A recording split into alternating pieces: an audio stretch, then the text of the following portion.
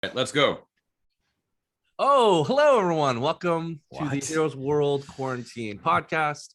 I'm your host, Dupe. We have a special guest here today, which I'll get to momentarily. With us, as always, is the Prince of Mischief himself, Mr. Rob Cadet. Say hello. Hey, everybody. What's up, Stu? Hey, and we have a Hey. special guest star Yes. today. Let's do a little bit of an introduction. Of course, Umar is here today. Big geek, of course. Hey yo. We'll talk a little bit about his podcast momentarily, but nonetheless, we are here to talk about the Suicide Squad, to give you a non-spoiler 8-minute romp, and then we'll go into full spoilers afterwards, just to give you a sense so we don't ruin the movie. So those who are maybe on the fence, we'll give you a little bit of insight. And there we go. So, Rob, Hey. give us your thoughts. What did you like? What did you dislike about this movie? There's no summary necessary. It's We're just free flowing. Squad. Great, because I was up in the middle of the night thinking about, well, how's my summary going to start? And there is no summary. The trailer just basically says all you need to do. Right, a bunch. I'll do it. The government rounds up a bunch of supervillains and basically says, hey, we'll take off years off your life sentence if you go on missions. If you live, knock off 10 years. You die. Thus the story. Good luck. So here's my non-spoilery stuff. Yep. So first of all, let me just preface this by saying that in Canada, this movie is rated 14A. So you may have a preteen, maybe, who may or may not happen to be about 5'6", who may or may not be somewhat mature for his age, but still likes dick and fart jokes. Okay. To be fair, everyone loves fart jokes. So. Right. Who you think, you know what? He's seen lots of stuff. Well, maybe I will take him or her to the theater to watch this movie. And there will be a moment within the first 6 or 7 minutes where you're like, oh, shit. Am I screwing up this child? No, I'm not saying that did or did not happen to me. Allegedly. Right. It did. So this is not for kids. So let me just preface by saying that it is not for kids. This is a violent, gory, curse-filled romp. That being said, I will say that the violence is not a gratuitous. It's very horror genre-like. And if you know James Gunn's earlier work, especially in like the trauma films, you'll understand that it's very horror based. So if you're around my age, in between the 35 to 45 area, you'll remember those Friday the 13th movies, like full of like the gore and everything else. That's the type of horror we're dealing with. Okay, all that aside, I liked this movie. It is tonally different from 2016's David Ayer Suicide Squad. Obviously, we do have some returning characters from that first movie. You do not need to have watched that first movie to get any sense of what we're dealing with. Yes, it is gory, like I said. I feel, though, that it adds to the overall humor of it. Some of it is like really cool, and you're like, oh, like that. And sometimes you're laughing at the shit that's going down.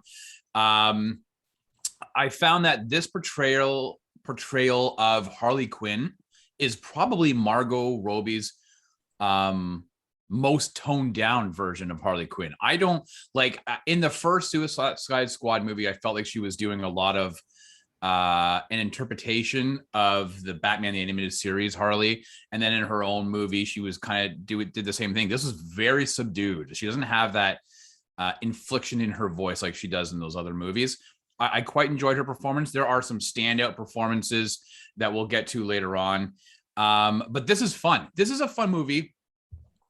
There's a lot of reviews out there saying this is the best DCEU movie. I'm not going to proclaim that it is, but I'm not going to proclaim that it isn't. It's just very different. I think it's an outlier from the rest of the Man of Steel's, the Shazams.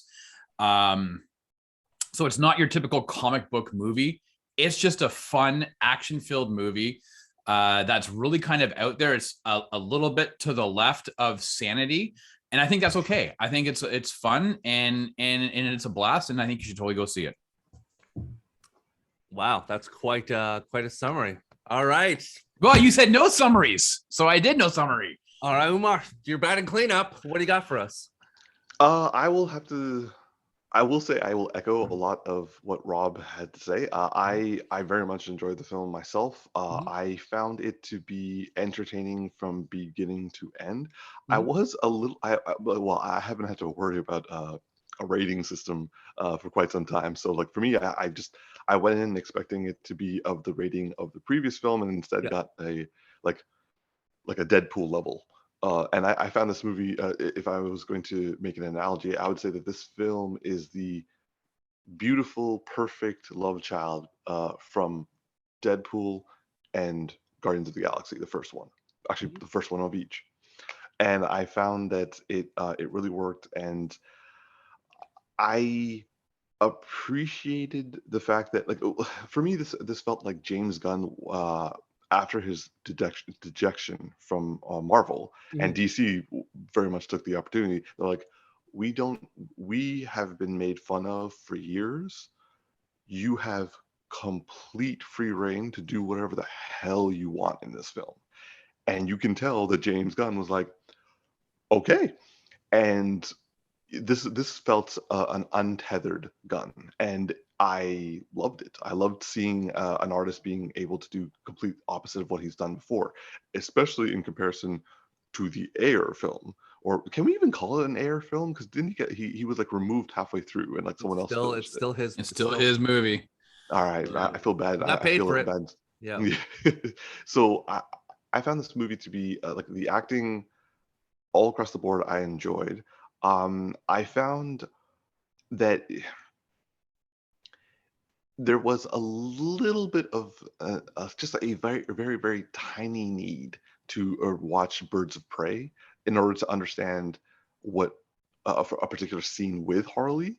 But aside from that, I found that this movie was exactly as it was described to be, a complete standalone.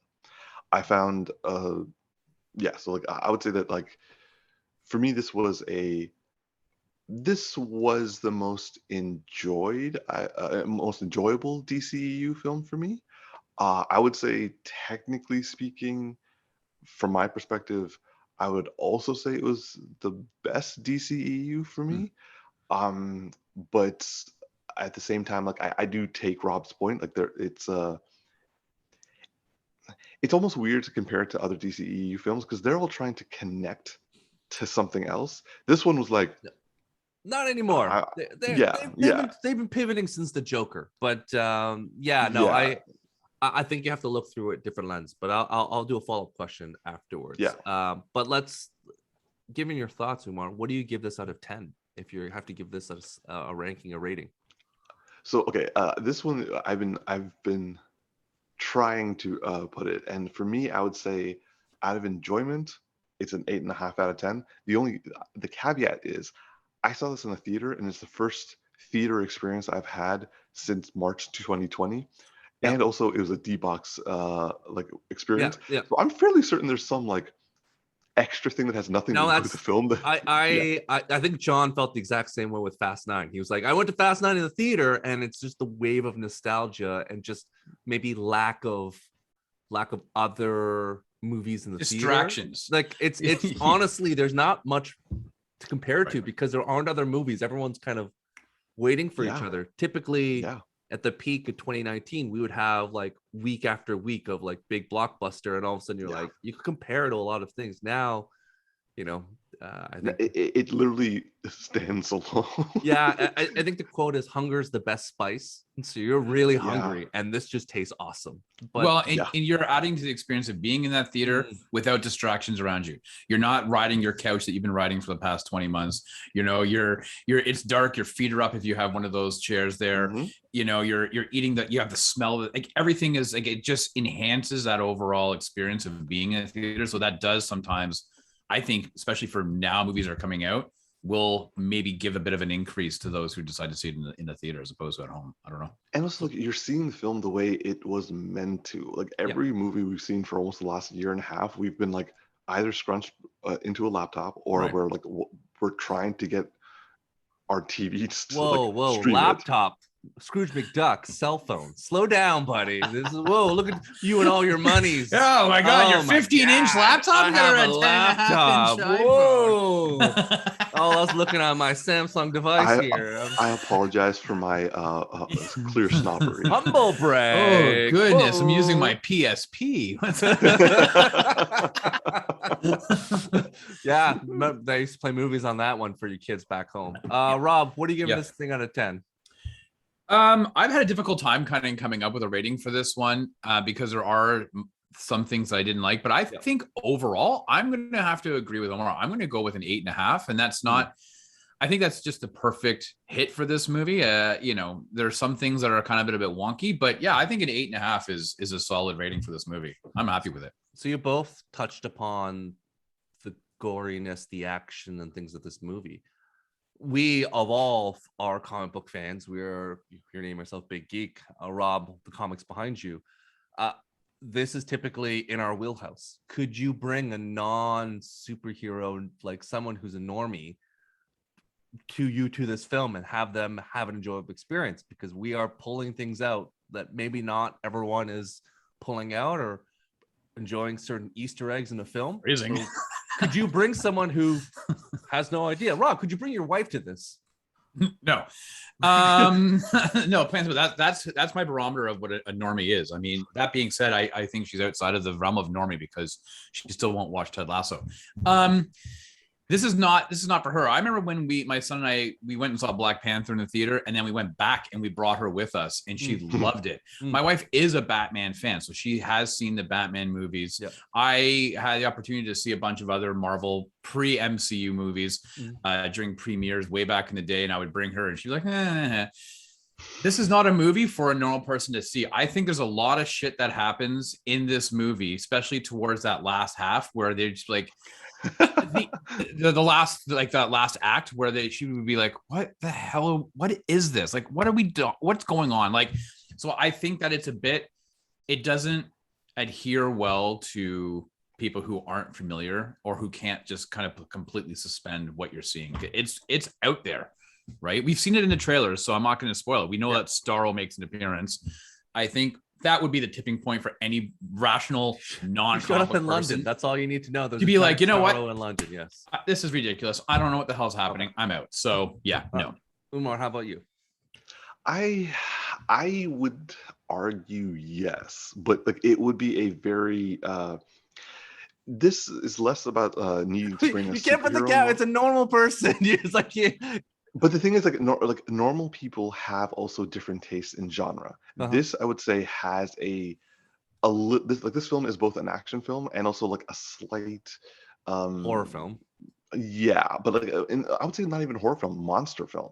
This is a monster film, and if a normie likes monster films, you can definitely bring them to this. Yep. If even someone who a normie just likes zombies, you can bring them to this. Yeah. I would say yes, because a lot of the normies I come across, they just don't want to invest in the time to learn about all the other characters. Here, it don't matter. They can just come watch the movie, and only watch this movie, and they won't feel like they'll probably like ask me like who's this, who's that. I'll like honestly, they're like C and D level characters. It's not even worth for me telling you about it. Yeah. Okay. So I know both of you watched in the theaters. So my question to you, and I streamed it. So my question to you right now is that, bearing what we know right now of all the conditions happening in the world, is it worth going to the theaters, Rob? Is this the movie that you need to get off your couch and watch in the theater, or are you recommending that people watch it from home? What is your recommendation for this film?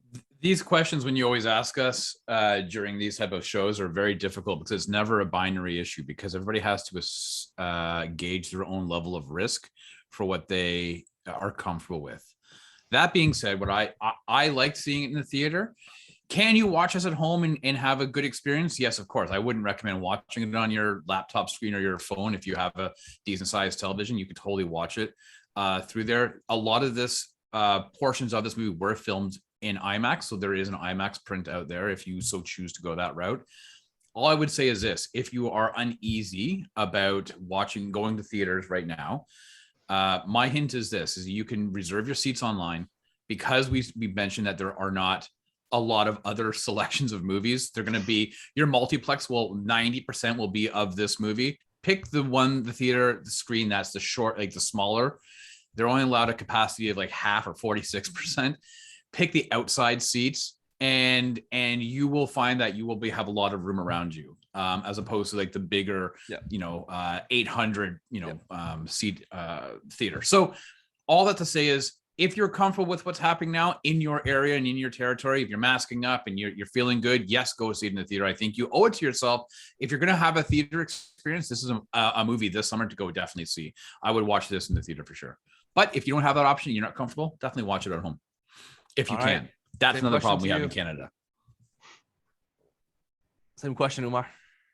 I'm gonna have to echo Rob on this one. Like, if we're assuming that everyone is like sufficiently vaccinated, if everyone feels comfortable, if everyone has no immunocompromised issues, and also if the movie theaters are exactly as Rob is describing, then yes, if you have that option, feel comfortable and feel safe, yes, treat yourself and go watch this film. If, however, there is a hint of doubt, you know what? You're going to enjoy this film at home, even if you're watching it in a corner, hobbled in a corner with an iPad, or I'm sorry, iPod. If you're watching it on an iPod, thank you, iPod Slim, Nano, thank you, iPod Nano, thank you. Thank you. Appreciate it. I'm remembering that scene from Tropic Thunder, where like he's watching in like the forest on the iPod. So like, if you're going to enjoy this movie, even if you're watching it like that. Yeah. So I would say that just watching the movie is like we're getting a gift. If you're able and willing, then yes, watch it in the theater, but only if you're safe about it. But this brings me though, Stu, we have to just, there's an asterisk, because our friends in the US are able to watch this at home on HBO Max. In Canada, this is the first WB movie this entire year, inclusive of December of 2020, that is not also being released on video on demand services. Generally, these movies from WB have been released in theaters and on your iTunes, Google Play Store, wherever you would rent your Cineplex store or whatever. This one is not. So I'm not saying if you have a VPN to use a VPN. All I'm saying that in Canada, we only have one option to see this, and that is to do it. I'm not going to disclose my VPN because we're not sponsored by anyone. But yeah, I use the VPN. Right, sure, but that's still got my money. It's just it's the VPN. So. Right, but WB, like Warner Brothers Canada, with all due respect, you guys have kind of fucked over a lot of Canadians this weekend by limiting our access to be able to see it. So yeah.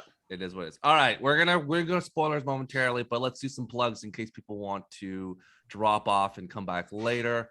Umar, talk about your podcast. Talk about where they can find you on the social media, on the internets. Sure. So I do a podcast on YouTube with two other of my friends. It's called the Geeky Bros Podcast, and we try to talk about as many things as we can regarding to movies and television shows and sci-fi, fantasy, superheroes, anime at times. And yeah, we try to be, well, let's just say we try to be knowledgeable, but at the same time we do bring in the metaphysical or philosophical conversations as well. Whether you want to have that addition to your geeky podcast, feel free to join us on our just type in Geeky Bros Podcast, and there we are. And your relationship with Mr. Jimmy has been over a 10-year odyssey, so there is that type almost of 20. I don't want to say it because I don't want to say we're that old. Come on, give it. But there is a good chemistry between that. So I really enjoy the fact that you guys can make pulls, because I know how old we are and I know how long we've known each other. So it is super fun that you're able to pull that stuff. It's a very Wilbon Kornheiser PTI relationship. So I like it a lot. So if you haven't watched their podcast, please do. It's not with Jimmy, actually. It's with my friends Tactics and Darcy. Oh yes, well, when you are Jimmy together, yeah.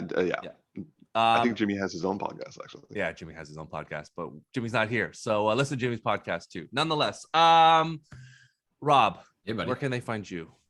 So you can find me obviously on the Heroes World podcast, and as well on Monday nights, John and I do the Heroes World Sidekick Show, 8 p.m. Eastern on your YouTube, Facebook, and Twitch streams. Most people like to watch it through the YouTube because the comment chat seemed to go off the rails and get into some really weird territory. But you can definitely join us tomorrow night, 8:00. We are doing Guy Ritchie's The Gentleman, which you can find on Netflix. It was distributed or made for Netflix or whatever. So we are doing that, and Stu will be joining us. Theater, buddy. It wasn't a theater. Oh, it was in the theater, bro. Come on. I thought it was a Netflix exclusive. Maybe they went to theater for a bit and then it went to. No, it was in the theater. Come on. All right, whatever. It's on Netflix, so definitely go check it out. Stu's going to be joining us, and he's going to try tomorrow. See, today I'm allowing him to correct me. Tomorrow it's over. So you can join us tomorrow night, and we'll deal with that. And also, if you haven't had an opportunity to, Stu, Andre, John, and myself reviewed Fast 9. That is currently on our channel as well. So definitely you want to check that out. It's an interesting conversation that happens despite my technical issues.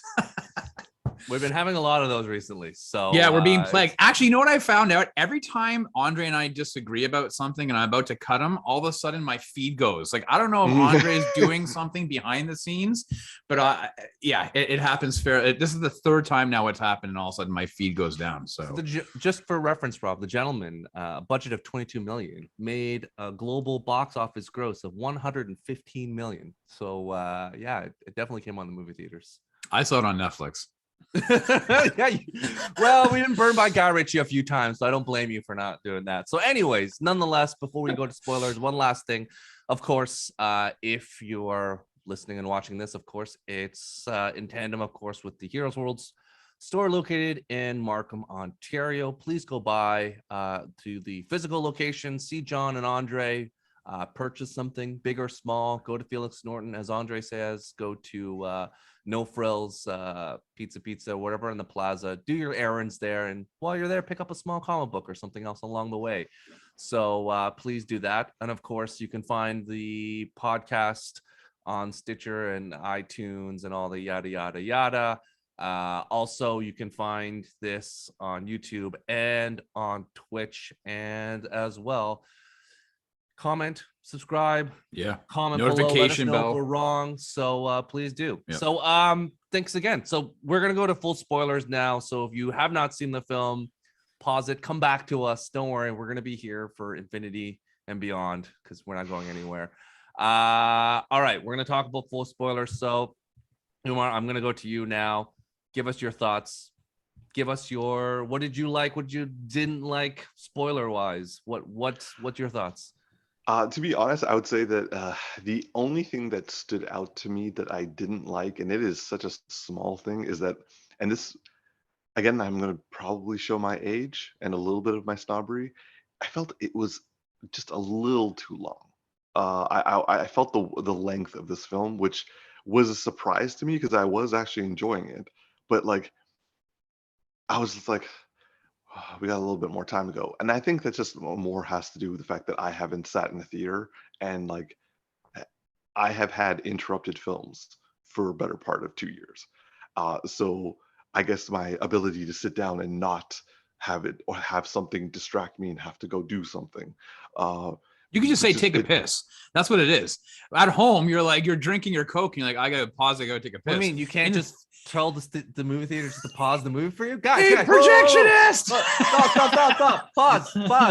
I gotta go pee. It's digital now. You know, it's not like the old 8mm had stop thing. It's all digital. You can just be like, boom. You know. But like, yeah, like I just.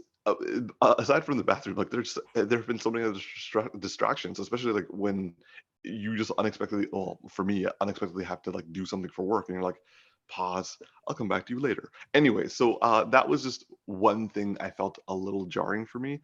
Aside from that, I probably need to rewatch it again and rewatch it in a significantly more critical eye, because yeah, I didn't really have a negative. Like they're like probably things I would have done a little bit differently, but like nothing that really pops to mind. So I love. Here's my question to you then.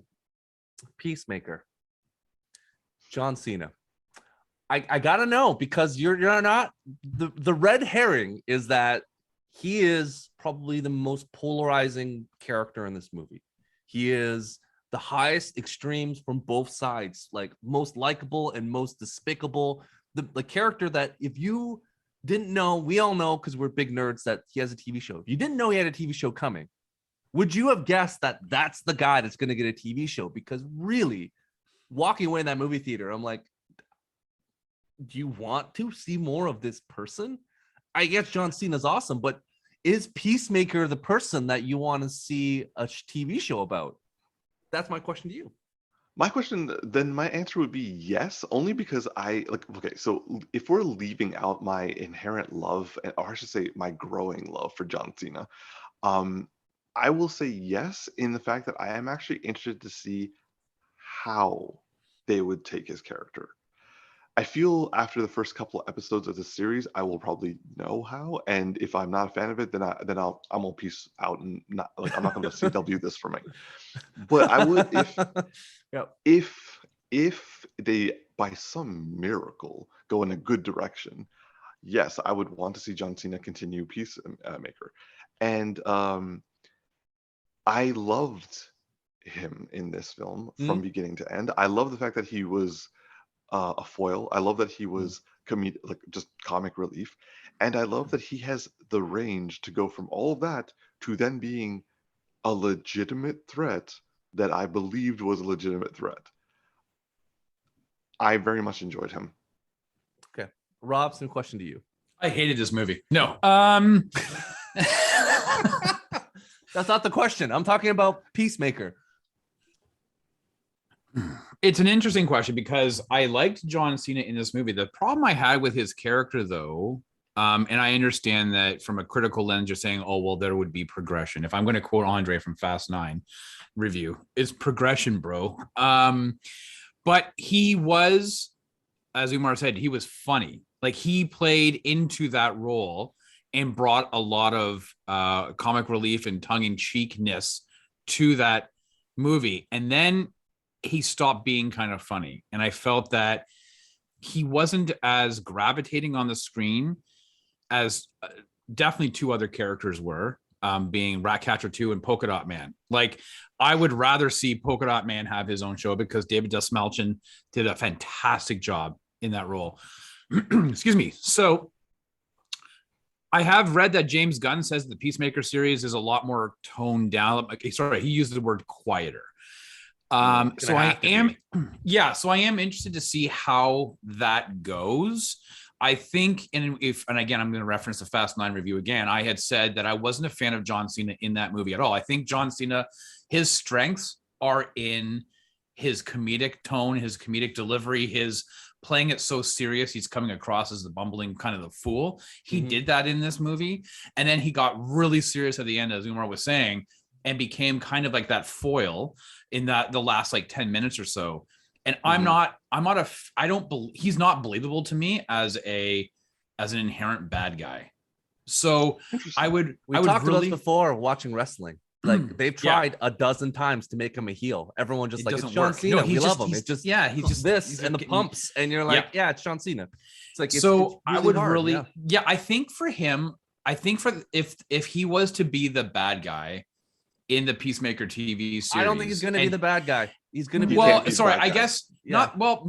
morally questionable, because he says, I'm willing to kill everybody in the name of peace, including kids. So if he's willing to go that route, you are then essentially a villain, but you have to be a villain so bad that you're good. You know what I'm saying? So I kind of want to see how his portrayal will do it. If it is a reflection of how he was in these last 10 minutes, then I think the show is not going to hit the right tone. They cast his dad, T1000, as right. Yeah. So I'm interested to see how it goes. Yeah. Okay. So Rob, give us your general thoughts. Like, did you? I hated this movie. Oh. No. Seriously? No, I loved it. Obviously, no. I was juxtaposing because in the non-spoiler review, I loved it.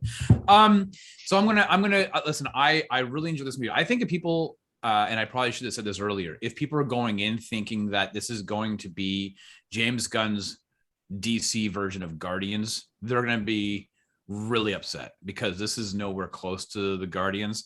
There are some times where during the movie, I was like, oh, the musical selections, like he's pulling from a very obscure back catalog of musical of music songs from the 70s and the 80s. 60s and 70s and 80s that don't play as well as they did in Guardians. And so a few times I was like, oh, like he's really going obscure in some of these songs. It's probably whatever Warner Brothers owns in their catalog. I'm probably surprised. It's like, yeah, James, here's a list of everything you can use. We don't pay anything for it. He's like, sure, okay, cool. So I'll go through good to use it. So I was like, that's kind of, yeah. Go ahead. No, I was going to say, like, I will say that, like, I just realized right now, I actually don't remember a single song from the film. Yeah, well, Johnny Cash, that's the first song. Johnny Cash is like, yeah. Like, and that's the only one. That's the anthem for prisoners. Like, like that's the one. Well, some prison blues. That's it. Yep. So I was like, so there were moments where I was like, oh, and I had to detach myself a little bit. But in terms of its tone, in terms of its cohesion of the characters, it's not the same as Guardians. So this is not James Gunn's DC version of Guardians. That's just the reality. I did, like I said before, I did enjoy the gore. I did enjoy the splatterhouse. I did enjoy the more mature tones. I liked the transition in the acts, like when they would like be putting up the names of things in the sand or on the toilet seat, or it's like, Operation, save this, and they, the smoke went away and said save Harley. I thought that was stylistically pretty neat. Like I thought, oh man, this is fun. Like he is given carte blanche to kind of do what he wants to do, and he's making it a heck of a lot of fun. Yeah. This movie though is devoid of an antagonist. There is no bad guy. This is a very interesting. John Cena's the bad guy. But for the last 10 minutes, and not even that 10 minutes, it's one fight scene is really what it boils down to. It's the same thing as what John and Andre mentioned in the podcast before about Fast 9 when you talk about the losers. Like, spoiler alert for the losers, like one of the losers is a bad guy. You don't really realize till the end of the movie which one it is, and you're like, oh, this is the bad guy. Like, yeah, but the problem with that though is that the entire squad wasn't going up against this one person. He was so believed in his mission to sustain peace that he was willing to take his teammates out. That doesn't necessarily make him the bad guy he's not the antagonist of the movie. And it's not like he didn't give them war. Like, he legitimately was like, please don't make me do this, but I'm going to do this if you're not going to listen. So this is the same thing. It's like the best villains are the ones that believe that they're doing the right thing. It's the Hans Gruber situation. So he was Hans Gruber, except for we like Hans Gruber more. Yeah, but the problem is that Hans Gruber is the bad guy right from jump. Like, you understand within the first 15 minutes when he's introduced, oh, this is your antagonist. We didn't have that. This movie is Suicide Squad, the bad guys. We knew from the beginning. Like, they're prisoners in jail for a reason. I will say that this movie did it made more of us in because I can't believe I want to say this, but in the air cut they did nothing but tell us and over and over and over again that these are all bad guys. In this one they show that these people, like, the camp killing scene was hysterical, but it also made it clear that these people are killers. And also the fact that they had their guilt was the fact that they may have not made a new ally and actually screwed up a potential ally. That was about it. So yeah, we know that these guys are killers. We know that they are all in prison. But what I would say that what happens with Peacemaker is that at the end, when he turns, and also when he's fighting Flag, this is what I mean earlier when I said that he became a threat, is like him being stone-faced. You know that when he's stone-faced, he's like dead stupid, and you're not going to get past this. And then you just realize this guy is a big honking muscle, and he treats you like a rag doll. And he treated like, I was looking at Flag. I'm like, Flag, you're not going to win this. So I will say that yeah, they're bad guys, but they have Gunn does a thing where he shows that there are redeemable qualities for the audience to enjoy about them. Except for I would say Capaldi's character. What's his name? The Thinker. The Thinker. Yeah. The Thinker. Yeah. He was just a pure mad scientist that I felt they could have developed him a little bit more, but then he was shown as a true horror of this film, even though he wasn't in any way the antagonist. Yeah, I think you will see that if somebody was to hard press, they would probably say that government, whether it's the U.S. government or the government of the Corto Maltese, they are then the overall antagonist. Amanda Waller, essentially. So they are the antagonist. Yeah. I will say that there is some controversy online that I did not pick up on while watching the movie that I have read since, where Harley was captured by the president of Corto Maltese, and then he kind of swoons her, and they end up boinking, and then she kills him. There are some individuals who are saying, like, that's not what happened. There is not consensual. That was, when you're being held prisoner and you do things against your will, that, like, there are people very uncomfortable. Stockholm syndrome? Yeah, people are very uncomfortable with that. And so I only bring it up to say that there might be trigger warnings for people. Like, this is like, it was I didn't have that when I first watched it, but I'm not a female, obviously, and I don't have that. Thing is, I think the way that they lined up Harley throughout that movie was that she clearly is mentally unstable. They visualized, like, when she's doing that stylistic, like, butterfly and everything going on, and even the fact that the like, oh, Milton, we had that conversation, and you're talking like, what are you talking about? Like, everything she is doing, she's not stable of mind. So it's out there. That controversy is out there. I do see what Rob is saying, like, or what Rob is summarizing of the online controversy, and okay, I can see that. Like, I will say it's not overt, and also the fact that, like, how that entire sequence ends, I would say one could even say that was meant to kind of be more empowering, to show that, like, you don't have to take that. So, but at the same time, I see what Rob is saying about, like, it could potentially be a trigger warning. She was charmed, and, like, again, she clearly said, if there are any red flags, like, it's over. Exactly. So the moment that there was a red flag, she's, that's it. So but overall, listen, I there are, you nitpick some of the stuff, but I'm going to tell you, like, I don't know when we're going to get into, like, acting performances, but I'm going to once again focus on David Delsmalchian as Polka Dot Man, and I can't remember her name off the top of my head as Ratcatcher 2. Like, first of all, they are both the heart of this movie. But I'm just Daniela Melchior. She is absolutely just the heart of this movie. Like, she blew me away in her portrayal of Ratcatcher 2, and Delsmalchian was hilarious. Now, this is a guy that has, like, he is a fan favorite to a lot of directors. This guy, he's like Jack Nichol's Bill Murray. He doesn't have an agent. He doesn't have any of that stuff. He's like, yeah, call me up. And lots of directors love working with this guy because he's, like, just such a professional and such a nice guy. So I was really happy to see his portrayal. Clearly we're on the beach. We're not the main characters. Another person's entered the chat. And he's gone. And he's gone. And he's back. Hopefully, can you hear us? Are you? I can hear you guys. Awesome. Being a new dad is hard. I don't know if you guys can tell by the look on my face. It's really hard, you guys. I don't even know. Shut up! It's like storming a beach, right, Jimmy. Don't worry. What's happening right now? Just like in the movie, we are the first line, and then you're Idris Elba coming out of the water, and you're Unit 2. Don't worry about it. It's like Saving Private Ryan. We're on spoiler territory, right? We're in spoiler. Well, yeah, we're there. We're there. Jimmy, like, I just want to ask, would you like some cheese with that wine? As much as possible. I don't care if I'm lactose intolerant. Bring it over. Let's do it. There we go. Jimmy. Can't wait till you're a dad. Jimmy, we're gonna jump to your thoughts quickly. Yes.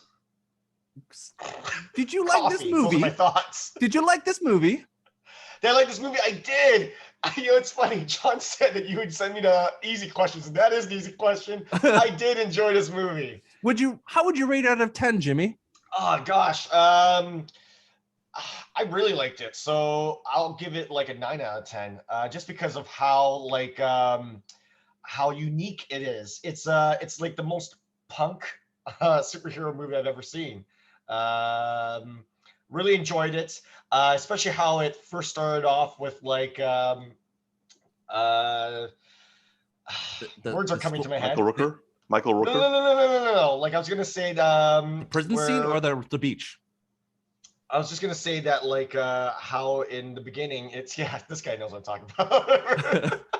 How in the beginning it started off with sort of a what's it called when, like, misdirection. There we go. I got the word. All right, with misdirection, where it starts off with even all the promotion materials, and, like, when people are like they're They're talking. No, interviews, all the interviews and promotionals. This is just no different than Tom Hiddleston and Infinity. He's like, I'm here to talk about this movie. Yeah, and then no, but I bites it in really the like first that 10 though, minutes. because like all the people Yeah. are talking about it, even Jay Courtney or whatever, right? Yeah. He's all like, oh, Yeah. I can't wait till you guys see me in the movie or whatever, right? Nathan Fillion's got his like civilian pavilion thing going on, right? And like Warner Brothers is backing it up. And so you're like, wow, these guys are like, I don't know how long they last the movie, but I didn't expect 5 minutes or less or whatever, right? And then all of a sudden it says like you see the whole other group, you're like, right, okay, well then yeah, don't get attached. That tagline really works. Yeah, but it was interesting though because they did flip it though, right? You did see Yes. that scene, you're like, oh, and then all of a sudden they go, 3 hours earlier, and then you get like an extra 20 minutes of them, Yeah. of that exposition and dealing with them, right? So I thought that was kind of, yeah. I thought it was really cool. I do want to like shift one second. I want to like talk about a breakout role, or not like for me the breakout role that has remained a breakout.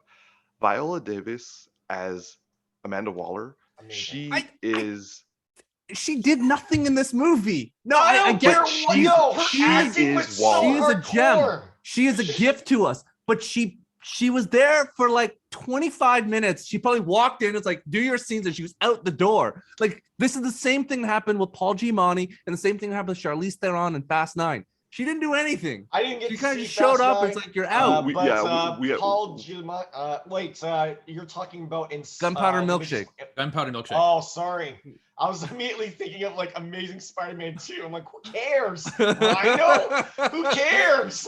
No. You want to be a Rhino? Forget that guy. He'll be in the new Spider-Man movie. But no, I'm just saying, like, maybe better. it was hopefully. Viola Davis didn't do much, and like, I think she's a gift. But to spoil it, when she gets knocked out, I'm like, really? Like, by her own minions? And then at the end, they're all still living? I'm like, wait a second. She would have murdered everybody. If you're gonna knock on Amanda Waller, you better kill her. You don't let her just put ice pack on her head. I would disagree on this. I would say that I like disagree she as well. would get revenge, and it would be a slow, painful situation. Yeah, with that's a why kind you of- kill her.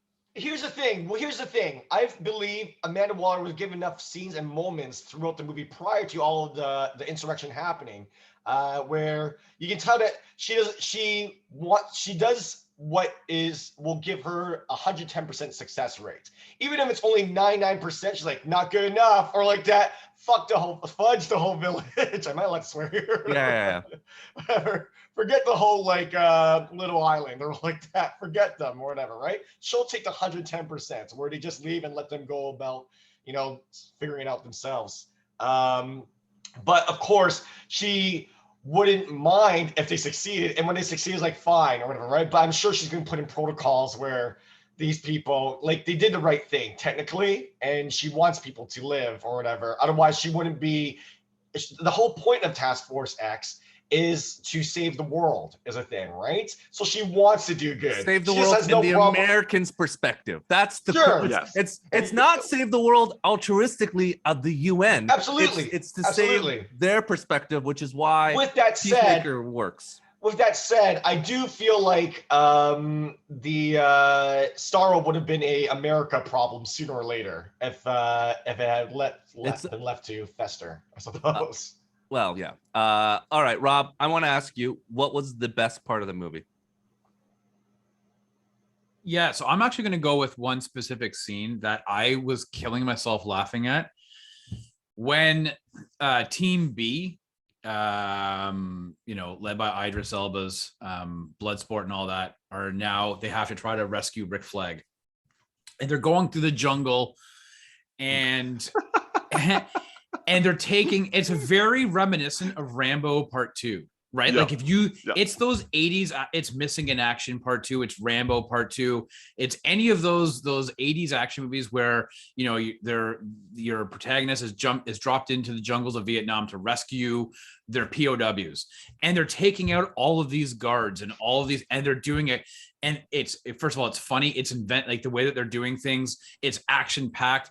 They break into the hut, the bamboo hut, and he's sitting there laughing his ass off with one of what you think is the female lead of this group of mercenaries, and you realize that he wasn't captured, he was rescued by them, and they've just the task force they destroyed like 40 of her men. And they're like, she's like, how did you get past our men? They're like, we didn't see them. I don't know. Like, to me, like, that was hilarious because you legit are watching this going, oh wow, these guys are taking like it, and it flipped the narrative for me, or the script. I did not expect it to be that he was not being held captive. He was just kind of hanging out with his friends. Like, I was laughing my ass off at that whole entire, because that was a great scene. Like, I loved the way they were killing. They're using the bamboo shoots, like the pea shooter darts, with, the blow dart guns things. And I was like, I mean, this is just so funny.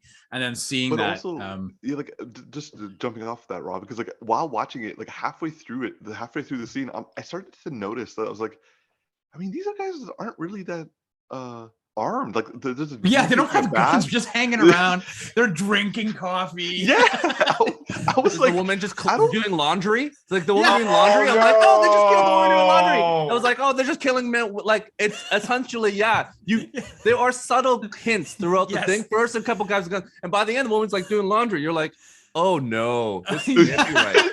No, I love the movie because it's so James Gunn. He has such a dark humor to him. Yeah. That's Umar, what's your favorite scene? What's the best part of the movie?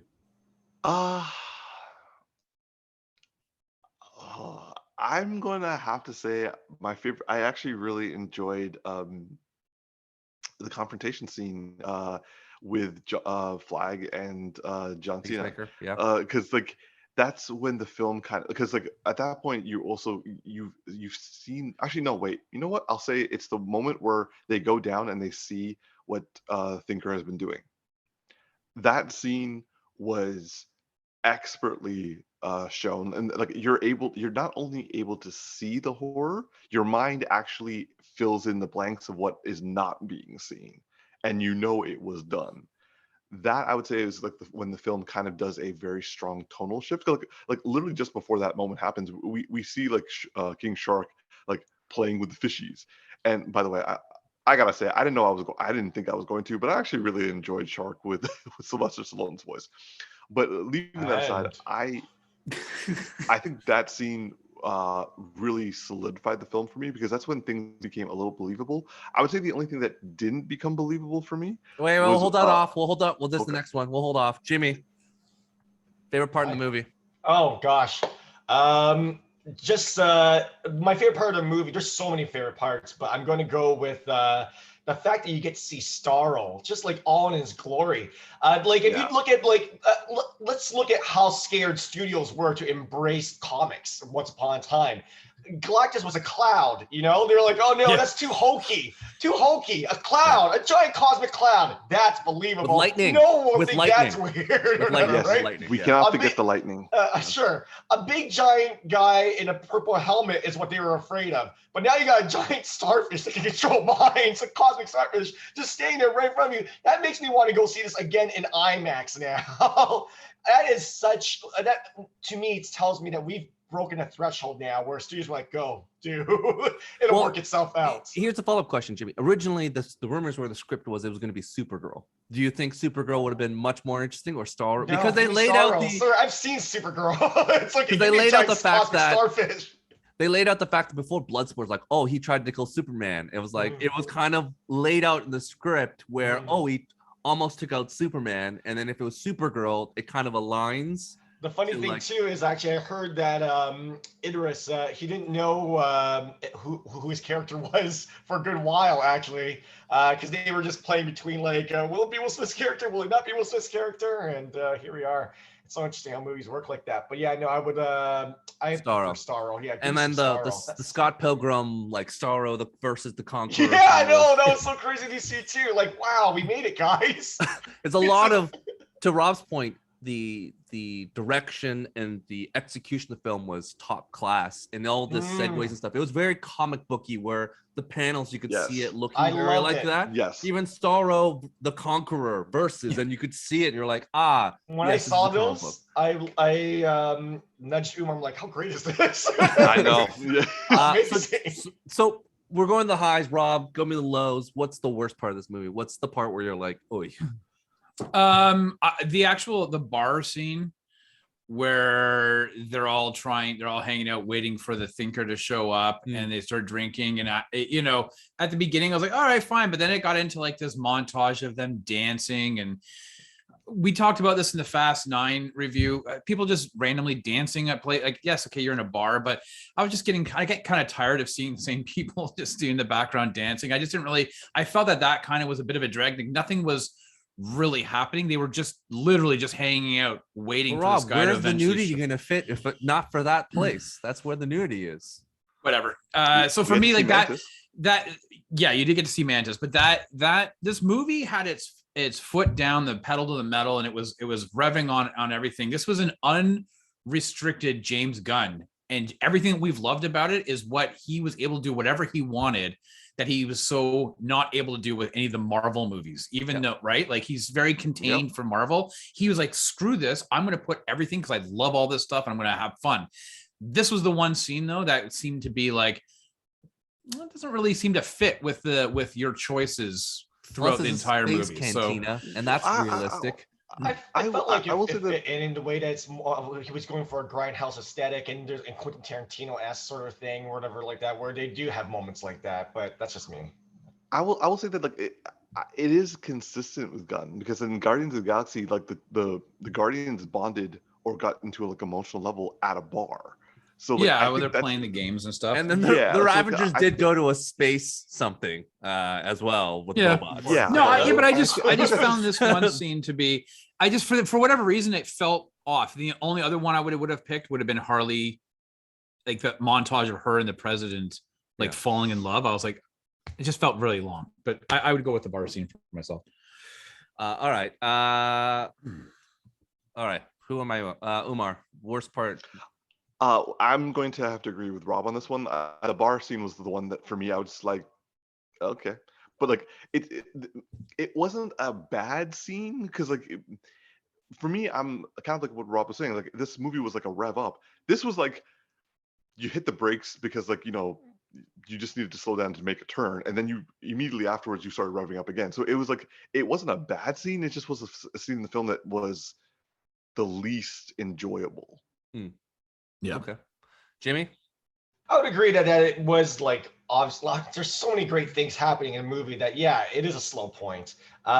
With that said, I see what they were trying to do there, where they're like, look, there's camaraderie between these guys or whatever, right? A lot of,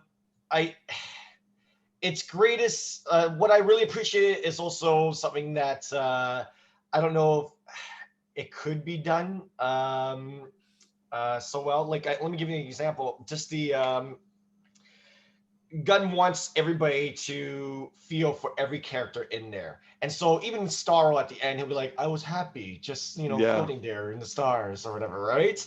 Harley Quinn has her one scene where she's all like, I promised myself if I ever saw any red flags with a guy again, I would end it right there or whatever, right? Like, cool. But he's doing it for every single person. So not all of them hits like 10 out of 10 or whatever. But I appreciate him trying with every single one of them, right? Trying to give him like that, what like in Guardians of the Galaxy with Rocket, it's like, I didn't ask to be torn apart and then put together back again or whatever, right? Everybody gets that one little line so that you can sort of like feel connected to them. But just not all of them were like 10 out of 10. But I appreciate him trying at all the same. Because some movies are just like, nope, that stuff doesn't matter. Character development doesn't matter. No need to care about these characters. They're doing awesome things. Look, Transformers, Michael Bay. All right, Rob. My quick question to you, this is off book. Who is your favorite member of the Suicide Squad? Because you've already talked about standouts, but who's the one that you like the most in this movie?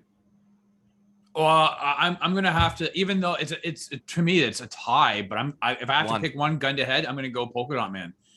Unbelievable, especially like he's so like the way David Dastmalchian plays him. I mean, this is an absolutely ridiculous character. I thought what they did with his power set was like explaining it was fantastic.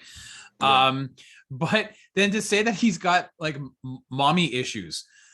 And you see, like he's like, I see her everywhere, and you that see, was expertly like done, by the I way. was like my son and I were killing ourselves laughing because it was just so absurd. Like And so, yeah, I really want to see more of Polka Dot Man. Like that to me, I want to see more of this shit, man. In like, my mind, he's the same character as the Dark Knight, where he was the police officer. Like he's the same character. He was more unhinged in the Dark Knight. In this one, he was just maybe he didn't get the polka dots yet, and then now he's even more. But maybe the that whole was afterwards. The whole conversation in the building and the only time he has any inflection in his voice, like more than just like that moroseness, is when he's talking to Harley about Milton. And he goes hysterical. And he's like, "Are you fucking with me right now?" I was just like, it was so funny. Like I honestly, for me, like, yeah, he was the best of the entire Suicide Squad. All right, Umar. I loved Idris Elba. He was just like, Milton was still with us. Do you guys feel like he really cared about Milton because he actually had a crush on Milton? He just realized that there was another person on the team. Watch again. Who's your favorite? I'm gonna have to say like yeah, I will say that my favorite was Idris Elba. I love him. Like it's hard for me not to love Idris Elba, and also like he wasn't directed badly. He wasn't like shown to be like stupid. Like he was showing his comedic side. He was showing his badass side. He was showing his like fatherly side. Like I loved his interactions with literally everybody. Everybody. He was just great. Like him with Viola Davis with the pen. Him with his daughter. I was dying. So, and also like him with Ratcatcher, him with the rat. Like so, yeah. Like I'm gonna have to say Idris Elba for me. Jimmy. John Cena. Literally, that man. You missed the whole conversation about John Cena, but I don't care. That man commits. That man commits as an actor. Wow. Everything he says, he believes in. If he like, who else can pull off just like showing up in tiny whiteys, but like believing in himself so much, or saying like, if this island was like covered in dicks, I'd eat them all if it meant for like peace or whatever, right? He just really committed to his character enough that like I understand why he's getting his own series. HBO series spin-off, and I'm really interested to see where that takes him. I'm sure Gunn showed that beginning of the movie to the executives. They're like, yeah, makes sense. We're not on the third act yet, but don't worry about that part. Just watch the first two acts. We're gonna make a TV show. Yeah, we're gonna keep on going. Hey, let me ask Umar though. Like, I know you say you're a big fan of what Idris Elba did. The one thing I found though is that Idris Elba is being Idris Elba. Like I was thinking about it, you see him in this movie, you see him in people want Star Trek Beyond, you see him in the Gunslinger, you see him, even in Luther, Fast and Furious, Hobbs and Shaw. It's kind of Idris Elba being Idris Elba, and that was the one thing I thought. Like as much as I enjoyed watching him in his presence and as Bloodsport, it's just. Would you see the same thing about Morgan Freeman though?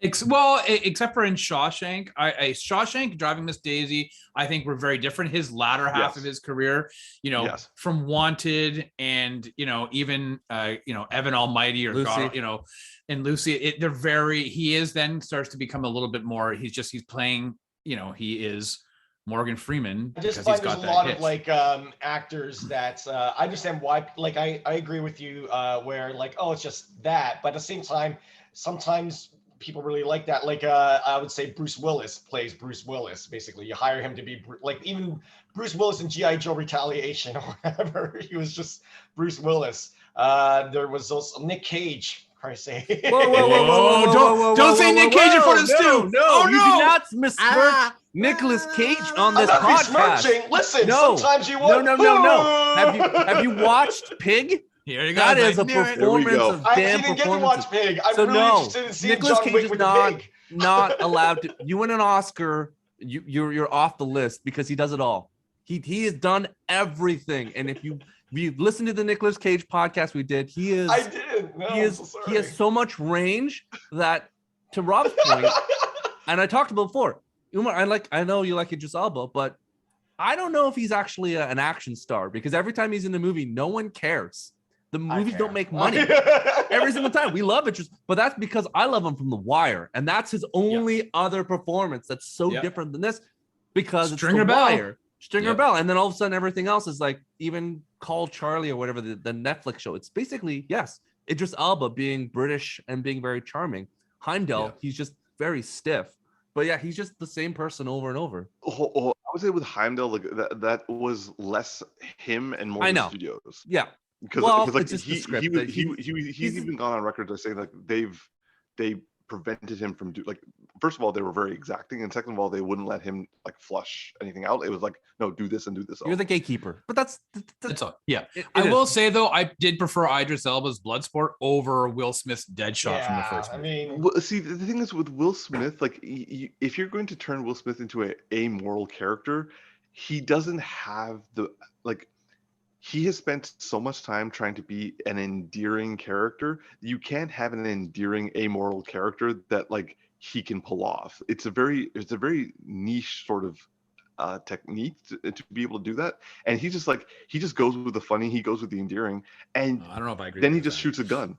So he's not at that Harrison Ford turn yet, because Harrison Ford did the turn. It took a long time for him to be a bad guy, but he got there. And but all right, we're gonna Jimmy, what's the worst part of this movie? I think we already went over that. Yeah, he was saying that. Yeah. Oh, right. Sorry. No. With my free time, I just want to talk about Rob's Spider-Man #1 on his wall. I had the exact same one, except I had the UPC in the corner, which made it 24 grand. But my little brother hates me, so whenever I piss him off, he'd go in my room and rip my comics, and so he pulled it apart. Oh wow. Yep. This is one of the many reasons we hate his brother, but yes, that did happen. He's terrible. I don't, but that's I was in math class with him once. Okay, we're gonna summer school. It was good times. All right, we're gonna jump to this quickly. Shout outs to your little brother and your big brother. I like your big brother too. He's all right. He makes me up for parties. He's got two. All right, we're gonna jump quickly to your favorite Suicide Squad. Oh yeah, favorite Suicide Squad member, Jimmy. That was baby. That was John Cena. Yep. So I want to ask you the follow-up question: who do you want to see next in the Suicide Squad? If there's a third one, who is Rob? Who's the next person? Who's the next one up? Because clearly all of them are now free, so they got to redo this again. Who's next? So the only other person I was like, I want to see one other person, because I wanted to see if it was tied into Polka Dot Man's, when he was saying that they took a bunch of us and they were experimenting with stuff. I was like, Condiment Man. Like I was like, for sure that fool is going to be like, I got the worst powers. I could just shoot out condiments. Like I would love to see somebody absolutely just atrocious like that, tied into that experimentation. That being said, the way that Tom King had written Kite Man in the War of Jokes and Riddles, I really want to see Kite Man in a Suicide Squad movie. Also in the Harley Quinn TV show. Umar, who do you got? Who do you want to see in the Suicide Squad? This is going to be really odd because I saw this in the animated series, and I've actually wanted both a humorous but also serious version of this. I kind of want to see the Clock King. Mm-hmm. And for those who are listening, he said Clock King. Okay, we just want to make sure that there was he enunciated properly. It's okay. Yes. For that that other show, you can look at Umar's podcast on YouTube. Jimmy, who do you got?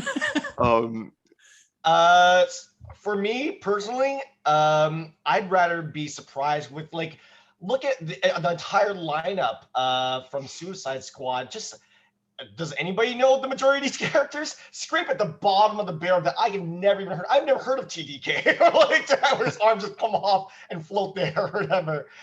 Go deeper than the bottom of the barrel. Go under the barrel. Tell me what's under there. I want the most ridiculous characters. And actually, at the end, you see Weasel's still alive. So yeah, bring him back too. Why not? Give Sean Gunn some more money. Let's all right. Yeah, he's always going to get paid. Don't worry. It's just like Clint and Ron Howard. His brother's always going to show up. It's only a matter of when. Only a matter of when. Because, Clint is always around, baby. Yeah. Rob, question. Is this James Gunn's best directed movie? Because he's grown as a director, and every single time he's gotten, more and more. But is this his best movie? Tough question. I like his original IP stuff that he's done. Like Slither was really good. I was gonna say. But I think aside from like Slither and Guardians.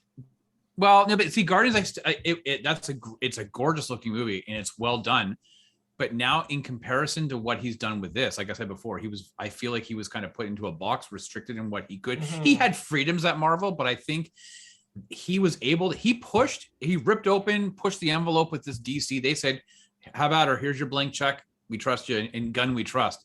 And I think the results, the payoff were amazing. And so because he was able to take that Slither mentality, that stuff, and apply it to existing DC characters and how he did it, I would probably say, yeah, this might just be his best directed, stylistically phenomenal movie that he's done. Umar? I'm gonna have to agree because I just as you asked this question, I'm like reviewing all of them in my head. And yes, I really love Slither. Yes, I really love Guardians of the Galaxy. But to see his maturity and to see him have complete freedom and what the result of that would be, and also like he's at the point now that people know who he is, so you can see that the actors can trust, like big name actors can trust him and like let them like just give into his script, give into his directions. Yeah, I'm gonna have to say this is his best film. Jimmy? I'm gonna reiterate. I really found Slither will always have a special place in my heart. With that said, I can say that Suicide Squad is the most artistic that he's ever produced. Just the way that it's all brought together with like those title cards and everything, and how the characters see the world, you know, with Harley Quinn with all those things flying behind her or whatever, or how Polka Dot Man sees his mother, like, you know, his mother as Star was really crazy. Wow. So great. Last question. So we went on a little bit about Idris Elba and Rob. You talked about it. This movie, the box office results are coming out. It did not do very great. It was like 11 million on the weekend, something like that. It's going to be low. And Idris Elba, is he an action superstar? Is he an action star, Rob? Is he someone you can pay money to carry a movie? Because time after time, he has all the tools. He was People's Magazine's most sexiest man alive, I believe. Like, what is he the guy that you can? Umar talked about Will Smith. Will Smith can carry a movie. You give him. He's done it several times. Is Idris Elba that person? Yeah, so let me just say, first of all, that box office stuff, I know that it's disappointing and people are going to shit on it saying, aha, see, it goes to show. I think the problem with HBO Max in the US is undercut severely because of the rise of the pandemic. So I really want to just caution people to say I don't think this is a bomb. I think this is just, it's a product of COVID time. Yep. Same with In the Heights. Yeah. With Idris Elba, it's funny because I've often thought like people were like, oh, he should be the next James Bond. And I have a difficult time seeing Idris Elba in any role where he's carrying the film. I think he's a really good ensemble. I think actor. I think he helps prop up those around him. I don't think though that can he be in Taken? Can he be the Liam Neeson of his generation to say, okay, I'm going to be leading these, maybe not a big budget movie, maybe he more contained to like Luther. Like I really enjoy his portrayal in Luther, right? On the BBC TV show. Maybe if it was a more street level action, then yes, big budget action star. I don't think he has it. I think his strengths lie in propping everybody else up. Omar? I would say in terms of like a big budget film, it depends. He's more of an actor that So you're gonna pay to, like, there's a movie comes out, Idris Elba's the main lead. You're gonna pay to watch this movie. You're gonna go out of your way to watch it, or? I'm gonna say yes for me, but like I'm a fan, and like I know a lot of female friends who would also go just because it's him. But in terms of carrying the film, he has undeniable acting chops, and he's able to really bring a lot of subtleties to a role. I just find that when it comes to American films, it's not really his forte because I don't think they know how to write him. Or with like British led films or TV, he's he's very good. Now, I would say The Wire is different. Like but they also got him early as well. So, but like, yeah, I don't know if like American big budget films are his niche, but he can be a part of it. I don't think I kind of need to see him as alone, a singular character having to do it the way like Will Smith has had multiple opportunities. Okay, Jimmy. I like Rob mentioned, like the box office and everything.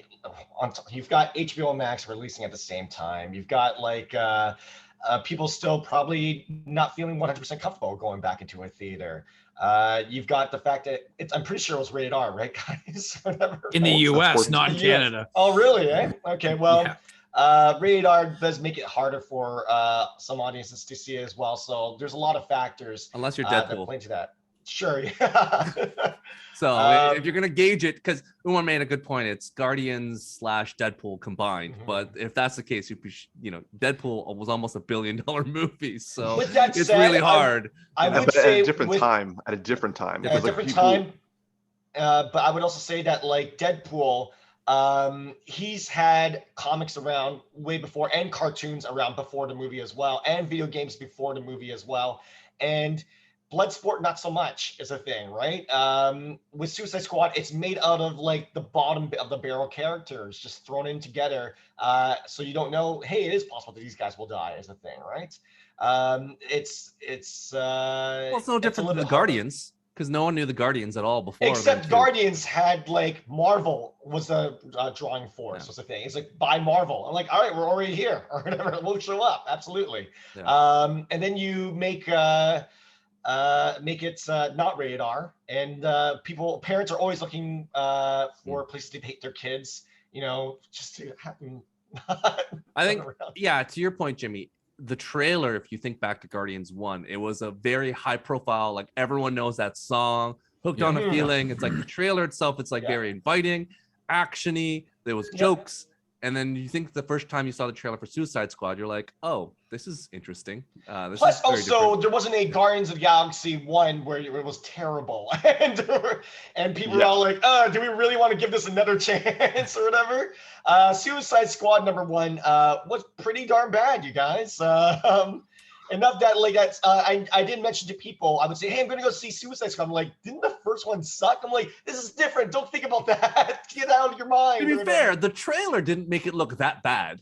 Like the trailer for Suicide's with the Queen song and everything. Yeah. Like it was like, man, that trailer. To be fair, I would say the trailer for Suicide Squad great. Was better than the Suicide Squad trailer. Like the first movie trailer was better than the second movie trailer, but it was that happens a lot, Stu, because like we're always seeing that a trailer has all the best bits of a film, and then you go see it, you're like, okay, so there was nothing else about that film aside from what we saw in the trailer. Unless like I said, it's caveat is Marvel, because a lot of scenes in Marvel they just threw in there. Yeah, you watch Endgame. There's that scene where they're all running, and I'm like, wait, that wasn't in the movie. Like, there's like they digitally alter people all the time. So Marvel is like, there's that scene where Spider-Man's swinging, he saves Mantis, and if you rewatch it, you're like, oh wait, they didn't show that part. So there's a lot of things they're, doing to hide, unlike the DC stuff, which I'm sure they're learning. But yeah, it's a thing. All right, we're wrapping up here. Jimmy, plug your podcast, plug your thing, and then we're gonna wrap it up. You know what? I have been guest starring on a friend's podcast recently. It's called Unger the Radar. UNGER, that's his last name. The Radar, RADAR. Check it out on YouTube. Awesome. I already plugged the one that you and Umar are doing together, so I just figured that was the thing you guys are doing. So I'm looking forward to the future podcast where the two of you just talk. That's what I'm already trying to establish, but that's me. Umar, we'll just agree with each other's points a lot. It'll be fun. Yeah, like, honestly, like everyone would be like, there's no point in watching. Like you can just watch one of them, and the other person says pretty much the same thing. I would still watch that. That's fine. All right. Well, thank you all for joining us today. Thank you both for joining us, Jimmy, Umar. I appreciate it. Mr. Rob Gadet, thank you so much. Man. Have a good one, thanks, everyone. Guys. Watch Suicide Squad. It's worth it. Let us know your thoughts. Yep. Tell us we're right, we're wrong. I'd like to know your thoughts. Put it in the comments. So hopefully we're all kind of on the same page. If not, we'll see, or you'll yell at me on Discord. Either way, it's good times. Thanks, everyone. Bye. See you guys. Take care.